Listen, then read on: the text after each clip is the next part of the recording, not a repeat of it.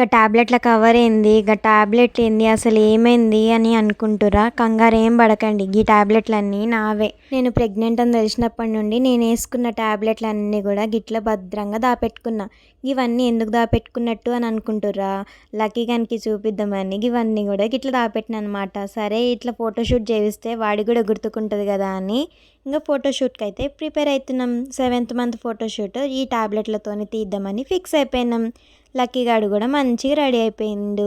Lucky గాన్ని వాళ్ళ పిన్ని పనుకోబెట్టిందో లేదో అప్పటికి ఇంకా లేచి మొత్తం పీకి పందిరి వేసేసిండు.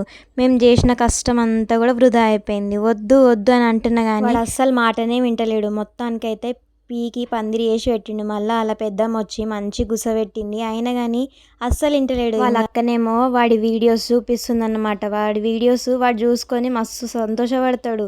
ఇంకా అట్లనే ఇంకో మొత్తానికైతే ఫోటోషూట్ చేద్దామని ఫిక్స్ అయినాం. కానీ ఆడైతే మొదట్లోనే మొత్తం పీకి పందిరి వేసేసిండు. మళ్ళీ అంతా చదిరి మొత్తం సెటప్ చేసి మళ్ళీ మంచి గుసబెట్టినాం. అయినా కానీ అస్సలు మాటనే వినకొచ్చిండు. నేను వస్తా అని ఎట్లా అరుస్తున్నాడు చూడుర్రి.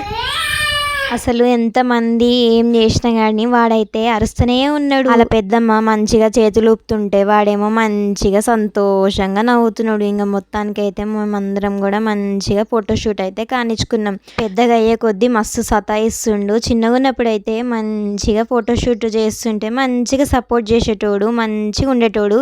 ఇప్పుడైతే అస్సలు మాటనే వింటలేడు. ఎట్లా ఏడుస్తుండు చూడండి.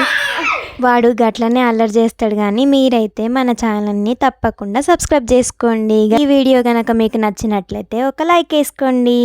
మళ్ళీ నెక్స్ట్ వీడియోలో కలుద్దాం. అప్పటిదాకా బాయ్ బాయ్. లక్కీ గాడు ఇంకా ఎన్నెన్ని తీట పనులు చేస్తాడో అవన్నీ కూడా నేను వీడియో అప్లోడ్ చేస్తూనే ఉంటా. బాయ్ మళ్ళా.